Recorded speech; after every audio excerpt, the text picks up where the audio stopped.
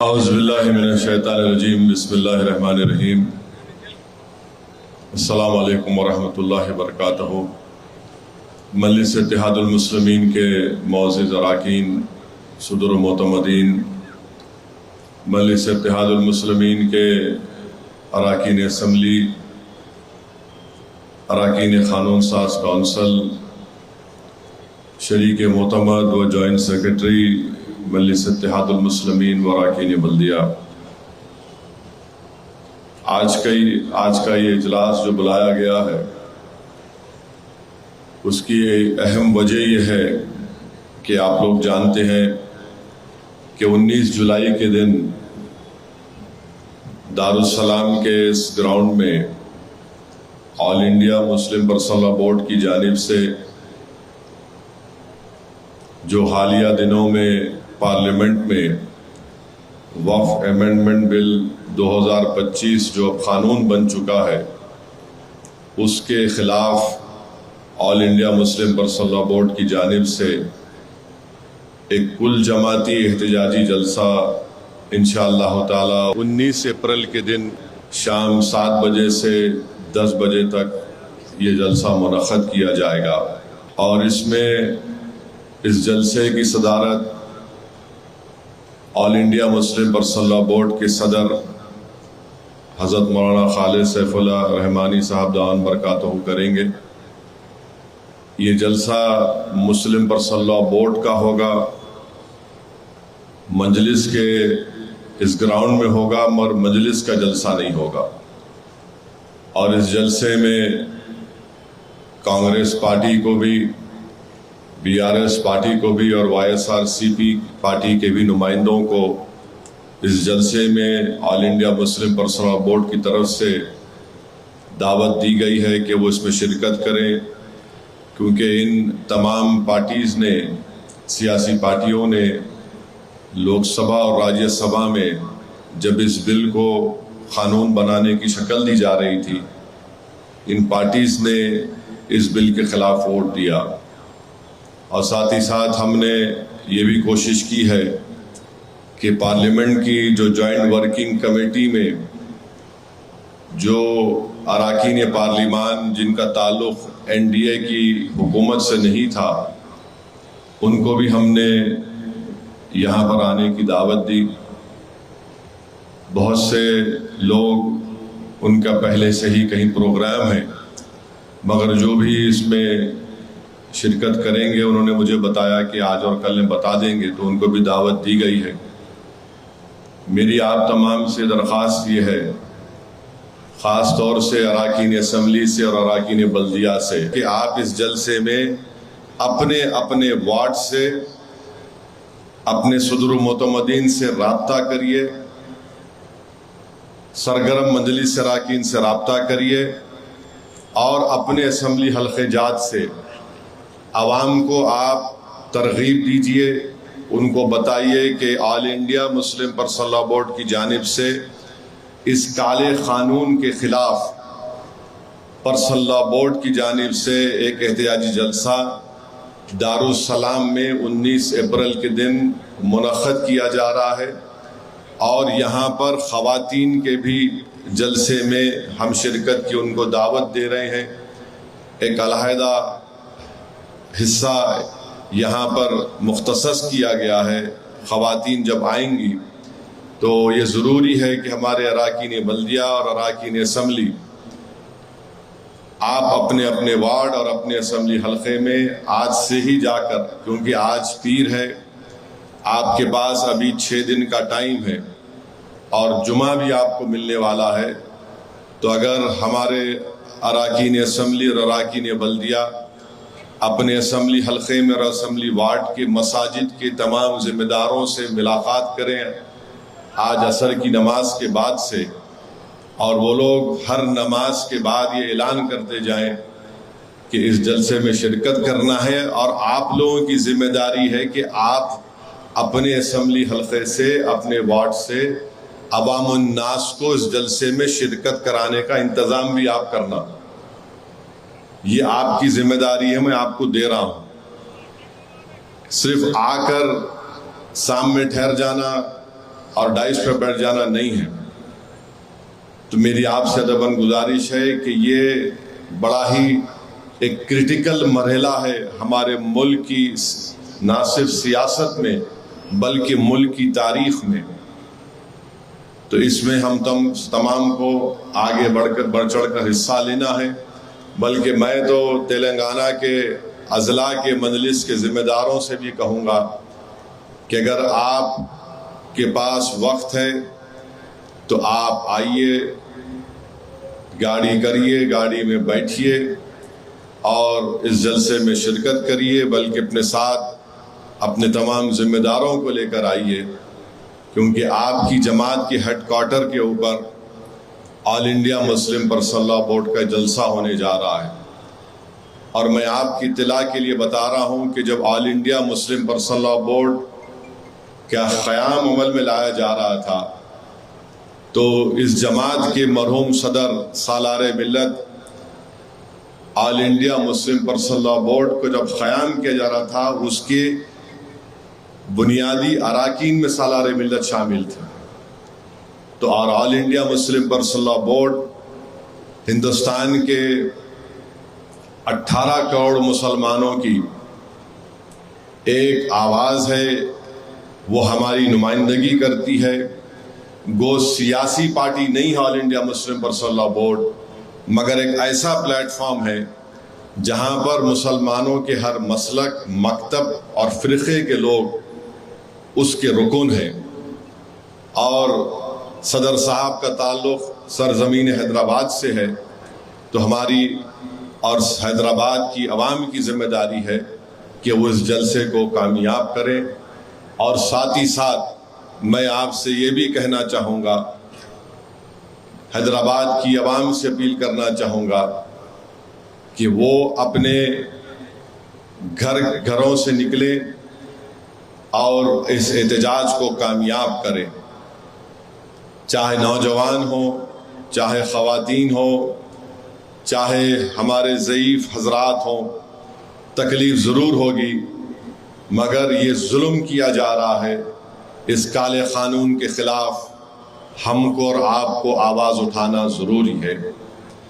میں ہمارے مجلس اتحاد المسلمین کے ان تمام اراکین اور صدر معتمدین سے بھی اپیل کروں گا جو اس اسمبلی حلقہ جات سے ان کا تعلق ہے جہاں پہ ہمارے کوئی رکن بلدیہ بھی اگر نہیں ہے، مگر ان کی بھی ذمہ داری ہے کہ وہ اپنے اپنے بوتھ کے جہاں پر عوام رہتی ہے اور جہاں پر وہ رہتے ہیں وہ تمام لوگوں کو اس سے باخبر کریں.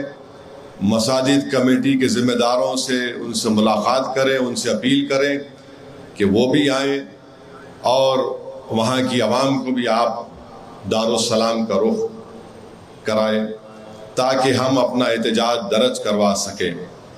اور میرے عزیز دوستوں اور بزرگوں، یہ کالا قانون ہے. اس کالے قانون کی وجہ سے ایک تو ناانصافی کی جا رہی ہے، دوسرا پورا منصوبہ بند طریقے سے یہ جو قانون بنایا گیا ہے اس کے ذریعے سے مساجد کو چھینا جائے گا، درگاہ اور خانقاہوں کو چھینا جائے گا، امام باڑوں کو چھینا جائے گا، قبرستانوں کو ختم کیا جائے گا. مجھے افسوس ہوتا ہے اس بات کا، میں ایک بحیثیت خادم کے آپ سے شکایت کر رہا ہوں، عوام سے شکایت کر رہا ہوں. سب سے پہلا جلسہ اس وقت بل تھا، محبوب نگر میں ہوا تھا، جس میں صدر All India Muslim Personal Law Board بھی شرکت کیے تھے. مجلس کے ہر جلسے سے، ہر ٹی وی انٹرویو سے مجلس یہ پکار کر کہہ رہی تھی کہ جاگو جاگو جاگو، دیکھو یہ ہونے والا ہے. مگر آپ خواب غفلت سے بیدار نہیں ہونا چاہتے تھے، کیونکہ مخالفین مجلس یہ پروپیگنڈا کر رہے تھے، ارے یہ جذباتی تقریر کر رہا، یہ ڈرا رہا ہے. مجھے اچھی طرح یاد ہے کہ مہاراشٹرا کے الیکشن میں ممبئی میں نے اپنی تقریر میں کہا، یاد رکھو تم اس وقت بیدار ہوگے جب تمہاری درگاہوں، خانخواہوں اور مساجد پر لا کر نوٹس لگا دی جائے گی کہ یہ وقف پراپرٹی نہیں ہے، گورنمنٹ پراپرٹی ہے، مگر ہم اتنا آرام میں ہیں کہ ہم کو فکر ہی نہیں ہے۔ میرے بھائی، زندگی کا ثبوت دو۔ آپ یاد رکھیے، ہم جو بات کہتے ہیں نا، وہ سچائی پر مبنی ہوتی ہے۔ ہم آپ کو صرف جھوٹی جذبات میں لا کر آپ سے کوئی غیر غلط کام کروانے کے لیے ہم نہیں کہتے۔ اگر یہ جماعت سچائی کو نہیں بیان کرتی تو یہ دارالسلام کی سرزمین پر یہ جو بلند تعمیر جو عمارتیں ہیں تعلیمی، وہ کیسے بنتے؟ اتنا بڑا میڈیکل کالج، انجینئرنگ کالج جو 40 سال سے الحمدللہ اللہ، اس کے رسول اور اہل بیت کے صدقے میں قائم کیا گیا اور کامیابی سے چل رہا ہے، کیسے قائم ہوتا؟ مجلس میں فرق یہی ہے۔ مرحوم قائد سالار کیا کہتے تھے؟ یہ عوامی جلسہ نہیں ہے، یہ مجلس کے صدور و معتمدین کا جلسہ۔ میں آپ سے بھی مخاطب ہوں اور میری آواز جہاں کہیں پہنچ رہی ہے ان سے بھی میں کہنے کی کوشش کر رہا ہوں۔ سالار کے اس تقاریر کے گولڈن ورڈز بلکہ کہنا پڑے گا، سنہرے حرفوں میں لکھنا پڑے گا کہ سالار نے کہا مجلس وہ ہے جو ہواؤں کو سونگ کر کہتی ہے کہ بارش ہونے والی ہے، مجلس وہ نہیں ہے جب جسم پر چھینٹے گرتے تو کہتی ہے کہ بارش ہونے والی ہے۔ مجھے اچھی طرح یاد ہے، آج سے 9 سال پہلے میں نے ممبئی کی سرزمین میں کہا تھا کہ دیکھو یہ رات کی اندھیرا، یہ لمبا اندھیرا رہنے والا ہے، جاگو یہ اندھیرا لمبا رہنے والا ہے۔ مگر سب لوگ یہ بی ٹیم، وہ فلاں ٹیم، یہ ٹیم، وہ ٹیم، ارے تم جس ٹیم سے وابستہ ہو ان سے تم پوچھ لیتے کہ یہ آدمی کہہ رہا ہے کہ لمبی رات ہونے والی ہے، اندھیرا لمبا رہنے والا ہے، مگر جس سے وابستہ ہیں وہ ان کو جھوٹا دلاسا دلاتے رہے ہیں، نہیں کچھ نہیں ہوگا، کچھ نہیں ہوگا، ہم ہے نا، ہم ہے نا، ہم ہے نا۔ آج دیکھو آپ یہاں تک آ گئی بات۔ اتنا گندا قانون ہے یہ، صرف مسلمانوں کی نفرت پر نریندر مودی ان کی حکومت نے قانون بنایا۔ جو سہولتیں، جو قانون ہمارے ہندو بھائیوں کے انڈومنٹ بورڈ میں ہیں، سکھ گرودوارا پربندھک کمیٹی میں ہے، جین دھرم کے بورڈ میں ہے، بودھ دھرم کے بورڈ میں ہے، مسلمانوں کو کیوں اس سے محروم کر دیا جا رہا ہے؟ یہ سمجھیے آپ میری اس بات کو، اور احتجاج کرنا ہمارا بنیادی حق ہے۔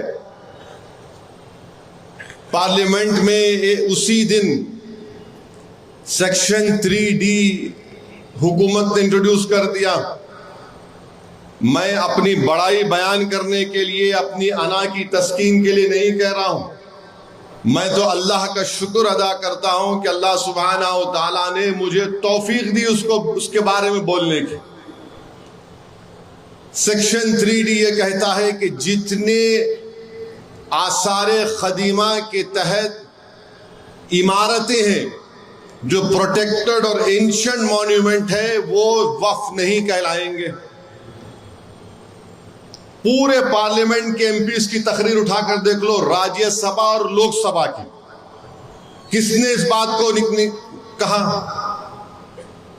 ایک اور ترمیم پیش کی گئی کہ جو ٹرائبل ایریا میں شیڈول 5 شیڈول 6 کا ایریا، وہاں وقف کی زمین نہیں ہو سکتی، وقف ہو ہی نہیں سکتا۔ کس نے اٹھ کر کہا کہ لکشدیپ کا ایم پی حمداللہ سعید جو کانگریس کا ایم پی ہے وہ ٹرائبل ہے، اور قانوناً ہمارے وطن عزیز میں ایک ٹرائبل مسلمان ہو سکتا ہے؟ یہ حال ہے، بتاؤ آپ۔ 6.5 مہینے سے رو رو کر پکار کر کہہ رہا ہوں دیکھو یہ آفت آنے والی ہے، یہ ہونے والا ہے، مگر کیا بول سکتے آپ؟ صرف میں اپنی پارٹی کے لوگوں کے سامنے آ کر اپنی دل کی بھڑاس کو نکال سکتا ہوں، ورنہ اگر کہیں باہر بولا تو بولیں گے ارے انہوں اپنا بڑا پن دکھا رہے، اپنا وہ فلاں کر رہے۔ میرے بھائی پڑھنے کی ضرورت ہے، سمجھنے کی ضرورت ہے. اگر سمجھ میں نہیں آ رہا تو جو ہم سے زیادہ سمجھدار ہے، جو مجھ سے سمجھدار ہے، میں ان کے پاس جاتا تھا. آپ پوچھو حیدرآباد کے کئی ایسے سینئر وکلا ان کے پاس گیا میں. ایک نوجوان وکیل ہے، ان کے والد میرے دوست، ان کا انتقال ہو گیا، اللہ ان کی مغفرت کرے. ان کے بیٹے کے دفتر کو جا کر میں 4 گھنٹے بیٹھتا تھا. دلی میں وکلا ہے شمشاد صاحب، فضیل ایوبی، میرے چھوٹے بھائی سید نظام پاشا، اللہ ان تمام کے درجات کو بلند کرے. اتنا تنگ کرتا تھا میں ان کو کہ بھائی یہ ہے، بتاؤ کیا ہے. اتر پردیش کے ظفیر فاروقی صاحب، مگر ہم لوگ بیداری نہیں ہوتے نا. اب میرے خلاف بول رہے ہیں. ارے میرے خلاف بولو، تھوکو، جو کرتے کرو، مگر تم میرے خلاف بول کر یہ ثابت کر رہے ہو کہ تم نریندر مودی تمہارا متولی ہے. بولو میرے خلاف، میرے کوئی فرق نہیں پڑتا. میری سیاسی زندگی کا آغاز کوئی چمن سے نہیں ہوئی ہے. 1994 میں ایم ایل اے بنا، اللہ نے مجھے بنایا. میں اکیلے ایم ایل اے تھا جب یہ کوئی ایم ایل اے نہیں تھے. میں جانتا ہوں ایک ایم ایل اے اللہ نے رکھ کر سالار کو 96 کا پارلیمنٹ الیکشن جتایا، اللہ نے 98 کا پارلیمنٹ الیکشن جتایا اور 99 کا پارلیمنٹ الیکشن جتایا. تو مجلس کا میں خادم تھا، ہوں اور رہوں گا. اب میرے خلاف بولے جا رہے ہیں. بولو بھائی. سالار بھی کہتے تھے کہ اب یہ میری عمر دریافتی کی نہیں ہے، اب تمہارے کو میری دریافتی کر رہے تو بھائی صاحب احتیاط کرو. آپ دریافتی کرو بلالہ صاحب کی، گولڈی کی کرو، کوثر کی کرو، ذوالفقار صاحب کی کرو. میں تو بھائی نہیں بولو، کوئی فرق نہیں پڑتا ہمارے کو. تم جتنا بولیں گے نا اتنا اللہ ہم کو تم پہ غالب کریں گا انشاءاللہ تعالی. تو میرے عزیز دوستوں اور بزرگوں، جو بھارت کی آزادی میں ان کے بزرگوں نے حصہ لیا تھا، یہ ان لوگوں کا جلسہ ہے جنہوں نے انگریزوں سے مقابلہ کر کر اپنی جان کی عظیم قربانی دے کر اس ملک کو آزادی دلوائی. یہ ان لوگوں کا جلسہ ہے، ان لوگوں کو خراج عقیدت پیش کرنے کا جلسہ ہے جو سن 57 کی جنگ آزادی میں اپنا سب کچھ قربان کر دیا بھارت کو آزادی دلانے کے لیے. یہ ان لوگوں کو خراج عقیدت پیش کرنے کا جلسہ ہے جو کالا پانی کی سزا تو کاٹے مگر نریندر مودی کے ہیرو کی طرح معافی نامے کا خط انگریزوں کو نہیں لکھے، بلکہ کہا ہم سولی پر چڑھ جائیں گے مگر انگریزوں کی غلامی کو قبول نہیں کریں گے. یہ ان لوگوں کا جلسہ ہے جنہوں نے خواب دیکھا تھا 15 اگست 47 کو کہ اس ملک میں ہر مذہب پھلے گا پھولے گا، اس ہر مذہب کے ماننے والوں کو انصاف ملے گا، بلکہ جو کسی کو نہیں مانتا اس کو بھی انصاف ملے گا. یہ ہمارے بزرگوں نے خواب دیکھا تھا. یہ جلسہ آئین کو، بھارت کی آئین کو بچانے کا ہے. یہ جلسہ جو 19 تاریخ کے دن ہو رہا ہے اور جتنے احتجاج ہوں گے اس کالے قانون کے خلاف، یہ ہمارے آئین کو بچانے کے لیے کیا جا رہا ہے. اگر آئین بچے گا تو بھارت بچے گا. آئین بچے گا تو دلت، مسلمان، آدیواسی، ان کے حقوق کا تحفظ ہوگا. تو میری آپ تمام سے اپیل ہے کہ صرف جلسے میں شرکت نہیں کرنا بلکہ لوگوں کو لے کر آنا، اور گاڑی اور بس اور 2 ویلر کی پارکنگ کی ذمہ داری جناب رحمت صاحب MLC اور جناب ماجد حسین صاحب کی رہیں گی. آپ لوگ دیکھیے آغا پورا میں ویٹرنری ہاسپٹل ہے، گوشا محل کا گراؤنڈ ہے، رابطہ کریے حکومت کے ذمہ داروں سے، یا پھر نامپلی کا کالج بھی ہے تاکہ لوگ اپنی گاڑی وہاں پر رکھ سکیں. اور مجلس کے اراکین سے میری اپیل ہے کہ آپ لوگ پیدل آؤ، لوگوں کو بھجاؤ. آپ لوگ کہیں گاڑی دور رکھ کے آئیے، ایسا نہیں کہ نہیں میں اندر رکھ لیتا ہوں علاقے، یہاں وہاں رکھ لیتا ہوں، ادھر رکھ لیتا ہوں، وہاں آ جاؤ، یہاں آ جاؤ. نہیں، گاڑی کوئی، میری گاڑی بھی اندر نہیں آئیں گی یہاں. یہ وسیع اور گراؤنڈ جو ہے وہ صرف عوام الناس کے لیے ہوگا. اور مولانا خالد سیف اللہ رحمانی صاحب کی صدارت میں جلسہ ہوگا. برسن لا بورڈ کے پورے تلنگانہ اور آندھرا کے اراکین اس میں شرکت کریں گے، جمعیت العلماء کی ذمہ داران اس میں شرکت کریں گے، جماعت اسلامی کے ذمہ داران اس میں شرکت کریں گے انشاءاللہ، اور مولانا جعفر پاشا صاحب اور جتنے بھی ہمارے تبلیغی جماعت کے امیر صاحب بھی انشاءاللہ وعدہ کیے وہ بھی آئیں گے، مشائخین عظام بھی آئیں گے، مولانا اکبر نظام الدین صاحب بھی آئیں گے، اور تمام دیگر. اور ہم کو ڈھکیلا جا رہا ہے، ہم کو دبایا جا رہا ہے، ہم سے کہا جا رہا ہے کہ تم کو سانس بھی لینے نہیں دیں گے ہم، مگر ہم ان دبانے والوں کو، ہم کو ڈھکیلنے والوں کو، اور ہم سے جو کہہ رہے ہیں کہ تم کو سانس لینے بھی نہیں دیا جائے گا، ہم ان سے کہیں گے کہ تم جتنا ہم کو دباؤ گے انشاءاللہ ہم اس سے زیادہ طاقت میں تمہارے سامنے سینہ تان کر کھڑے ہو جائیں گے. کوئی حکومت ہم کو دبا نہیں سکی، کوئی وزیر اعظم ہم کو نیچے نہیں ڈال سکا. اگر تم یہ سمجھ رہے ہو کہ بھارت کے 17 کروڑ مسلمانوں کو ذلیل اور رسوا کر کے، ہمارے ایمان پر حملہ کر کے، ہمارے مساجد پر، ہماری شہریت پر، ہماری سماجی اور معاشی طور پر ہم کو دبا کر تم یہ سمجھ رہے ہو کہ تم کامیاب ہوگے، نہیں، تم سب سے بڑی ناکامی تمہاری ہوگی. بھارت کو اگر طاقتور ملک بنانا ہے تو اس وقت ہی بھارت طاقتور ملک بنے گا جب اس بھارت میں رہنے والا ہر غریب، ہر شہری اپنے آپ کو یہ سمجھے گا کہ میں اس ملک کو مضبوط بنا سکتا ہوں. اور ہر ایک کو یہ اختیار ملنا چاہیے کہ وہ اپنا پوٹینشل کے لحاظ سے، اپنی صلاحیتوں کے لحاظ سے اس ملک کو مضبوط بنائے. کوئی یہ نہیں کہہ سکتا کہ ہم تم کو دبا کر تم کو مین سٹریم میں لائیں گے. تمہارے دبانے سے کوئی مین سٹریم میں نہیں آئے گا، تمہاری مین سٹریم نہیں ہے. آپ بتائیے کہ اتر پردیش میں نوجوان صرف کالا پٹا ڈال کر مسجد کو گئے تو ان کو نوٹس دے دی گئی، کیوں نہیں تم پر 10 لاکھ کا فائن کر دیا جائے؟ یہ جمہوریت ہے کہ ہم پروٹیسٹ نہیں کر سکتے؟ کیا اتر پردیش میں سپریم کورٹ کے فیصلے جو قانون کی شکل ہوتے سپریم کورٹ کے فیصلے، کیا اس کو بھول جائیں؟ فریڈم آف ریلیجن کو بھول جائیں، فریڈم آف کانشیس کو بھول جائیں؟ ڈگنیٹی بھی ایک فنڈامنٹل رائٹ ہے، باعزت زندگی گزارنا ایک فنڈامنٹل رائٹ ہے. آج اتر پردیش میں احتجاج نہیں کرنے دیا جا رہا. مدھیہ پردیش میں ایک مسجد مدرسے کو کل آج میں پڑھ رہا تھا، مدرسہ مجلس کو توڑ دیا گیا اس لیے کہ وہ گورنمنٹ لینڈ پر ہے. یہی تو میں کہہ رہا تھا، یہی تو ہم پکار کر کہہ رہے تھے، دیکھو یہ ہوگا، دیکھو یہ ہوگا. تو بہرحال ہم کو احتجاج کرنا ہے.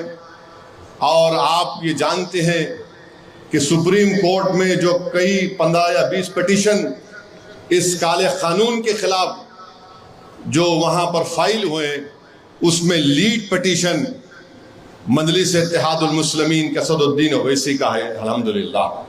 تو وہاں پر بھی انشاءاللہ ہمارے وکیل سید نظام پاشا صاحب اس پر بحث کریں گے. ہم اللہ سے دعا کریں گے اور دعا ہی کر سکتے ہیں کہ پروردگار ہماری ان کوششوں کو اللہ کامیاب کر دے. کیونکہ ایک بات یاد رکھیے، وقف کیا ہے؟ وقف کوئی گورنمنٹ پراپرٹی نہیں ہے، اور وقف کا مالک کوئی انسان نہیں ہو سکتا. وقف کا مالک اللہ ہے. اور جو حکومتیں جس زمین، جس جائیداد، جس مسجد، جس درگاہ، خانقاہ کو وقف کیا گیا، اگر اس کو چھیننا چاہتی ہے تو پھر وہ تیار ہو جائے. رب کائنات کی قسم، جس کا مالک اللہ ہے، اگر ایک انسان اقتدار کی کرسی پر بیٹھ کر یہ کہہ رہا ہے کہ نہیں مالک رب کائنات نہیں ہوگا، میں ہوں گا، میری حکومت ہوگی، تو تمہارا زوال یقینی ہے انشاءاللہ تعالی. تمہارا زوال ہو کر رہے گا انشاءاللہ تعالی. آج نہیں تو کل تمہارا زوال یقینی ہے. تم اقتدار کے نشے میں، غرور میں، تکبر میں آ کر تم غلط قانون کو بنا رہے ہو. جو بھارت کے آئین संविधान کے خلاف ہے. اور اتفاق سے آج امبیڈکر جینتی ہے اور امبیڈکر جینتی کے دن ہم بابا صاحب امبیڈکر کو خراج عقیدت جس میں لبرٹی ایکوالٹی جسٹس کی بات بابا صاحب امبیڈکر نے کی. لبرٹی کا مطلب آزادی, ایکوالٹی کا مطلب مساوات. آج اس امبیڈکر کے خواب کو ہم کو حاصل کرنا ہے. امبیڈکر نے کہا کہ آزادی ملنی چاہیے مجھے احتجاج کرنے کی, مجھے اپنی بات کو رکھنے کی.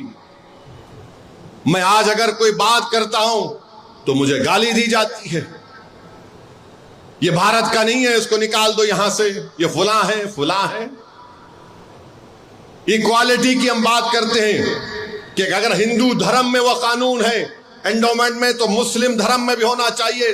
تو امبیڈکر کو خراج عقیدت جو بی جے پی اور پردھان منتری وزیر اعظم کر رہے ہیں, یہ ایکوالٹی آپ کی. بھائی چارگی کی بات امبیڈکر نے کی, فریٹرنیٹی کی. ہم فریٹرنیٹی پیدا کرنا ہے ہمارے وطن عزیز کے تمام مذہب کے ماننے والوں سے. امبیڈکر کو اگر خراج عقیدت پیش کرنا ہے تو ہم کو لبرٹی, ایکوالٹی, فریٹرنیٹی, جسٹس کو حاصل کرنا ہے, آزادی کو حاصل کرنا ہے, مساوات کو حاصل کرنا ہے, انصاف کو حاصل کرنا اور بھائی چارگی کو مضبوط کرنا ہے. یہ امبیڈکر کو بہترین خراج عقیدت ہوگا. اور امبیڈکر کو اگر خراج عقیدت پیش کرنا ہے میرے بھائی تو آپ کو جان کر تکلیف ہوگی کہ 33% بھارت کے شہری نہ ان کے پاس نوکری ہے نہ وہ پڑھے لکھے ہیں. 133 کروڑ کی عوام میں 33% لوگ نہ نوکری ہے نہ پڑھے لکھے ہیں. تو نریندر مودی نے کیا کیا, ان کے پیچھے پڑ جاؤ, یہ مغل ہیں فلاں ہیں, وقف کا قانون بنا دو. امبیڈکر نے بات کی آئین, ہمارا آئین بات کرتا ہے ایکوالٹی کی.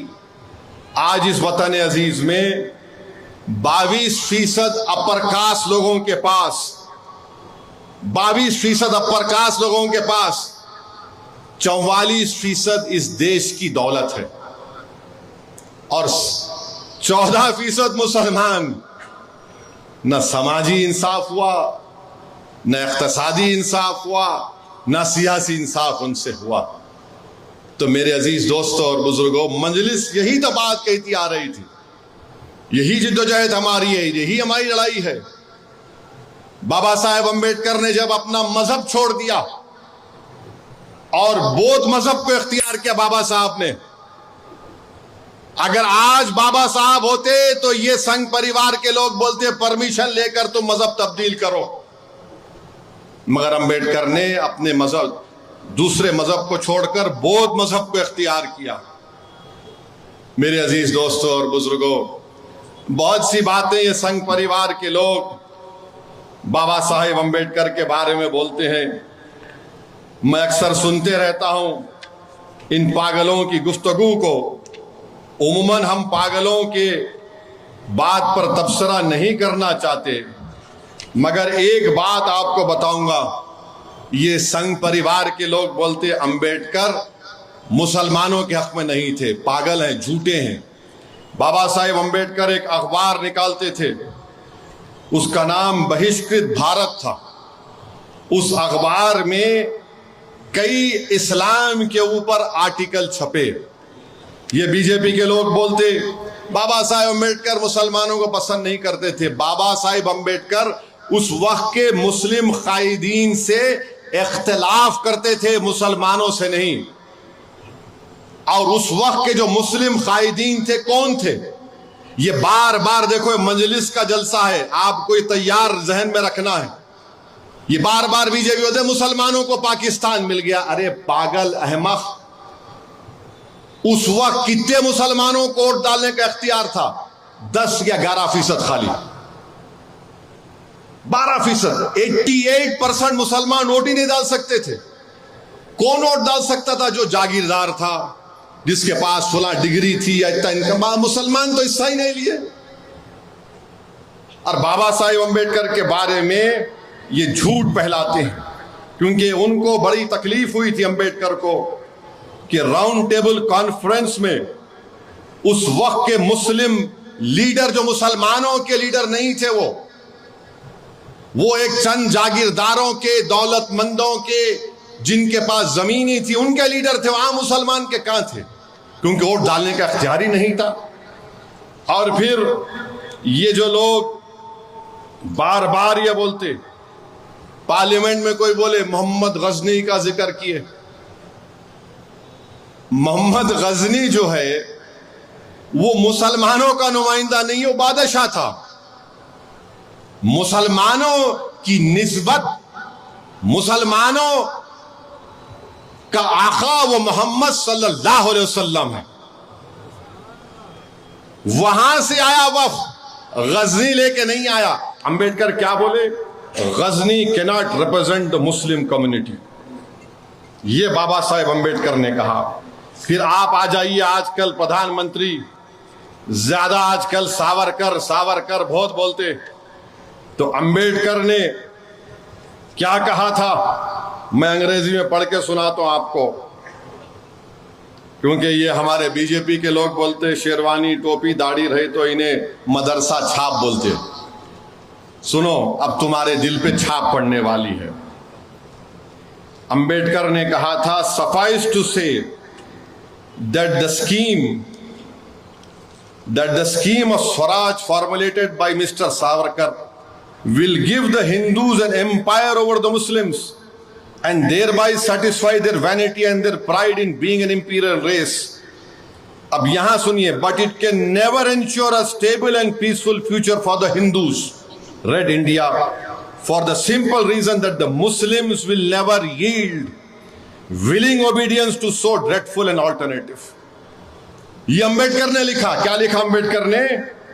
کہ یہ کافی ہے کہ جو سکیم سوراج کی ساورکر جو ہمارے اس وقت کے ہندوؤں کو دے رہے تھے، وہ ایک امپائر بنانا چاہتے تھے، ایک سلطنت بنانا چاہتے تھے مسلمانوں کے اوپر، تاکہ ان کی انانیت کو اور ان کی ریس کو ایک فائدہ ہو سکے۔ مگر امبیڈکر نے کہا کبھی بھی بھارت سٹیبل اور پیسفل فیوچر نہیں ہوگا ہندوؤں کے لیے۔ اس وقت امبیڈکر نے کہا، اور اس کی وجہ یہ ہوگی کہ مسلمان کبھی بھی ان لوگوں کے فرمانبردار بن کر اپنی زندگی نہیں گزاریں گے۔ یہ امبیڈکر نے کہا تھا۔ بہت سی باتیں امبیڈکر نے کہی۔ ریڈلز آف ریلیجن پڑھو سنگھ پریوار والوں، ریڈلز آف ہندوازم پڑھو۔ اگر میں اس میں پڑھ کے سناؤں گا یہاں پر تو سب کو پیٹ میں درد نہیں شروع ہوگا، بلکہ جسم کے ہر کونے سے درد شروع ہو جائے گا۔ بہرحال عزیز دوستوں اور بزرگوں، 14 اپریل ہے، آئین کو بچانا ہے۔ میری آپ تمام سے گزارش ہے کہ آپ اور ہم مل کر انشاءاللہ تعالی All India Muslim Personal Law Board کے تحت جو 19 اپریل کو احتجاج ہو رہا ہے اس میں شرکت کریے۔ میں عوام سے اپیل کر رہا ہوں کہ آپ بھی آئیے، خواتین سے اپیل کر رہا ہوں کہ نکل کر آئیے، تھوڑی دیر کے لیے آئیے۔ مغرب کی باجماعت نماز ہوگی، مکہ مسجد کے خطیب اور امام حضرت مولانا رضوان قریشی صاحب امامت کریں گے۔ مغرب کی جماعت ہم باجماعت پڑھیں گے، اس کے بعد مولانا رضوان قریشی صاحب کی خراج سے جلسے کا آغاز ہوگا۔ اس میں مختلف علماء اکرام، ہر مذہبی اور سماجی تنظیم کے جتنے ذمہ داران ہیں وہ آئیں گے، شرکت بھی کریں گے، اور جن کو خطاب کا موقع دیا جائے گا وہ بھی خطاب کریں گے اور اس بل کے خلاف اپنی آواز کو اٹھائیں گے۔ اور کل ایک میٹنگ بھی ہوئی ہے کہ تلنگانہ، آندھرا اور شہر حیدرآباد میں بقرعید تک ایک احتجاج کا پروگرام بنایا جائے گا All India Muslim Personal Law Board کی جانب سے۔ اس احتجاج میں بھی ہم کو شرکت کرنا ہے۔ صرف دارالسلام میں ایک جلسہ نہیں ہے، بلکہ ہم کو ہر جگہ پر جہاں پر جلسہ ہوگا، احتجاج ہوگا All India Muslim Personal Law Board کے تحت، ہم اس میں شرکت کریں گے اور اس کو کامیاب کریں گے۔ اور ہم اللہ سے دعا بھی کرتے رہیں گے کہ اللہ سبحانہ و تعالی اس کالے قانون کو، اللہ اس کو، حکومت کو اس میں ناکام کر دے، اور اللہ ہمارے ملک میں امن کو مضبوط کرے. اللہ سبحانہ و تعالی ہمارے مساجد کی، ہمارے درگاہوں کی، خانقاہوں کی، وقف کی جائیدادوں کی حفاظت کرے. اور جو لوگ حکومت کی تائید میں کہہ رہے ہیں کہ یہ ہو گیا، یہ بگڑ گیا، وہ بگڑ گیا، پیارے اگر تم نریندر مودی کو اپنا متولی مانتے تو کھل کر بولو. یہ گھر کی بات ہے، گھر میں طے ہوگی. مگر تم اگر اغیاروں کے درمیان میں رہ کر ہماری صفوں میں آ کر انتشار پیدا کرو گے تو یاد رکھو سرزمین دکن اور بھارت کا مسلمان تم جیسے منافقین کو کبھی معاف نہیں کرے گا. جانا تو سب کو اس دنیا سے، اور کیسے کوئی زندگی گزارے گا؟ زندگی ایسی ہونی چاہیے میرے عزیز دوستوں اور بزرگوں کہ اگر کوئی 80 سال بھی زندہ رہا یا 90 سال اس کو اللہ زندہ رکھا، وہ جب اپنے زندگی کے آخری لمحے میں ہوگا تو وہ اپنے دل میں کہے گا کہ میری زندگی چاہے چھوٹی ہو یا بڑی ہو مگر میری زندگی بڑی عظیم تھی. اور کسی کی زندگی عظیم اسی وقت ہو سکتی ہے جب وہ قرآن اور سنت کو سامنے رکھ کر اپنے اللہ اور اپنے رسول سے بے انتہا محبت کرے گا. ہماری آپ کی زندگی عظیم اسی وقت ہو سکتی ہے جب ہم انسانوں سے انسان کے طور پر ان سے محبت کریں. ہماری زندگی عظیم اسی وقت ہو سکتی ہے جب ہماری زندگی کے ہر مرحلے میں ہم ایثار اور قربانی کو سامنے رکھیں. ہماری زندگی انشاءاللہ عظیم ہوگی جب ہم اس جماعت کو بھارت کے کونے کونے میں کامیاب اور کامران کریں گے. تو میرے عزیز دوستوں اور بزرگوں، بس یہی آخر میں بول کر اپنی بات کو ختم کرتا ہوں. اگر اسد الدین اویسی کے ساتھ امتیاز جلیل اور اختر علی مان بھی ایم پی بن جاتے تو کیا یہ وفد کا قانون آتا؟ میرے بھائی سوچو آپ تھوڑی دیر کے لیے. میں آپ سے بھی مخاطب ہوں اور ان لوگوں سے بھی مخاطب ہوں جو کسی کے وسوسوں میں آ کر اپنے ووٹ کا استعمال اختر علی مان اور امتیاز جلیل کے حق میں نہیں کر سکے. شکر گزار ہوں لوگوں کا جنہوں نے اختر علی مان کو بھی ووٹ دیا، میرے چھوٹے بھائی امتیاز جلیل کو بھی ووٹ دیا. مگر میرے بھائی یہ جمہوریت ہے، جہاں قانون بنتا وہاں پر تعداد کو بھی دیکھا جاتا ہے. اور وہ لوگ بولتے ارے آپ ہیں نا اسد صاحب، ارے میرے بھائی میں ایک کافی نہیں ہوں. اگر ہمارے ساتھ ہمارے 5 سے 10 لوگ رہتے پارلیمنٹ میں کیا کوئی قانون بنتا؟ آپ اندازہ لگائیے کہ آندھرا پردیش میں چندرا بابو نائیڈو یہ بول رہے کہ ٹی ٹی ڈی میں جو امپلائیز ہیں وہ اگر ہندو نہیں ہے تو نکال دیں گے. میرے بھائی یہاں پر تو ہم وہی بات کہہ رہے ہیں کہ نوکر کی بات نہیں کر رہے امپلائیز کی، ہم کہہ رہے ہیں کہ ٹی ٹی ڈی کا ممبر اگر ہندو ہو سکتا ہے تو پھر مسلم وقف بورڈ کا ممبر مسلمان سے ہٹ کر دوسرا کیسے ہو سکتا؟ اچھا ٹی ٹی ڈی میں جو لڈو لا کر لوگ ہم کو دیتے دارالسلام میں ہمارے ہندو بھائی دلت بھائی، وہ لڈو کون بناتے معلوم آپ کو؟ معلوم آپ کو لڈو کون بناتے؟ آپ لوگوں کو معلوم؟ لڈو بنانے والے ہندو ہوتے ہیں، صحیح ہے، مگر کوئی دلت لڈو نہیں بنا سکتا، کوئی بیکورڈ کلاس کا ہندو لڈو نہیں بنا سکتا. لڈو ایک برہمن لوگ بناتے ہیں اور برہمنوں میں بھی ایک ذات ہوتی ہے وہ بناتے ہیں. اور آپ ہمارے بورڈ میں 2 نان مسلم کو ممبر بنانا چاہتے ہیں. چندرا بابو نائیڈو جو تائید کیے. نائیڈو صاحب مجھے یقین ہے کہ آپ کو ٹی ٹی ڈی کے لڈو سے زیادہ آپ کو نریندر مودی کے ہاتھ کا دیا ہوا لڈو بہت پسند ہے. ٹھیک ہے آپ لڈو کھاؤ. آپ 1999 میں جب میں ایم ایل اے تھا اکبر صاحب بھی تھے، مرحوم سید سجاد صاحب بھی تھے، ممتاز خان صاحب بھی تھے. آپ گجرات جل رہا تھا تو آپ نے بی جے پی کا ساتھ دیا تھا. انشاءاللہ تعالی اللہ انصاف کرے گا. اور مہاراشٹرا میں ہاں ان کا نام میرے اجیت پوار کا، انہوں چھپ بچ کے نکل رہے، ان کا بھی ایک ایم پی ہے. अजीत पवार, आप भी खैमियाजा भुगतेंगे इंशाअल्लाह ताला। अगर आप ये समझे कि आप अपनी पार्टी बना लिए, अपने चचा को आपने टाइं कर दिया, आप इसी तरह महाराष्ट्र के मुसलमानों को, महाराष्ट्र के सेकुलर जहन रखने वाले हिंदुओं को, दलितों को, आदिवासियों को, बैकवर्ड क्लास के लोगों को आप धोखा दे रहे हैं। मेरे भाई, सियासत में बहुत से लोग आए और चले गए, तुम भी आओगे और चले जाओगे इंशाअल्लाह ताला। तुम्हारा नाम नहीं होगा जो आज इस तरह का गलत कानून बना है जो आइन के खिलाफ है। तारीख तुमको कभी नहीं भुलाएगी। और बार इनके पास कोई दलील नहीं है, सिर्फ नफरत की बुनियाद पर ये कानून बनाए हैं। अपने एहतजाज को कामयाब करिए, पुरअमन रखिए।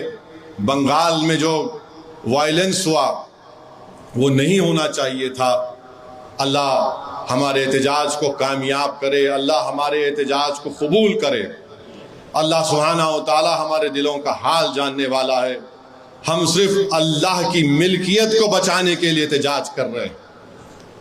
हमारी नीयत सिर्फ वही है और वही रहनी चाहिए। हम अपनी सियासी बका के लिए या सियासी शोहरत के लिए एहतजाज में हिस्सा नहीं ले रहे। हम सिर्फ रब्बे कायनात को खुश करने के लिए और अपनी जिम्मेदारियों के निभाने के लिए एहतजाज कर रहे हैं। अल्लाह ज़रूर हम सबको कामयाब करेगा। इस उम्मीद पर आपसे रुखसत हो रहा हूँ कि मेरे मंजलिस के तमाम अराकीन, मेरे मंजलिस के तमाम सिपाही ज़मीन पर रहेंगे और अपने अपने वार्ड और अपने अपने असम्बली हल्के जात से, और जहाँ पर एमएलए नहीं है वहाँ के भी जिम्मेदारान एहतजाज को कामयाब करेंगे और उसको पुरअमन रखेंगे। 7 बजे जलसा शुरू होगा और इंशाअल्लाह ताला 10 बजे इख्तिताम को पहुँचेगा। वाखिर दावान अल्हम्दुलिल्लाहि रब्बिल आलमीन।